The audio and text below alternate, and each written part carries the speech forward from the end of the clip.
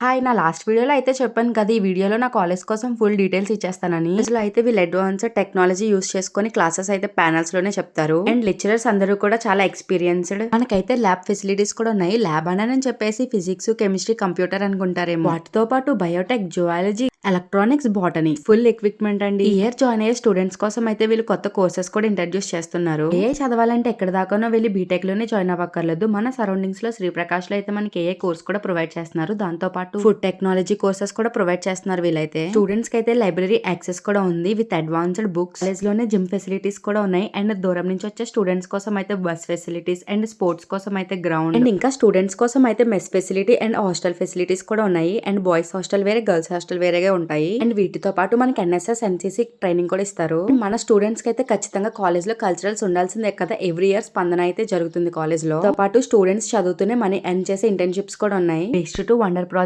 Mushroom farming, students run చేసే canteen, bakery internship, organic farming and organic soaps made by students. మీరు కూడా మన surroundings లో best college కోసం చూస్తే మాత్రం పైన డీటెయిల్స్ ఇస్తాను. కాంటాక్ట్ అయిపోండి. అడ్మిషన్స్ ఓపెన్ అయిపోయాయి.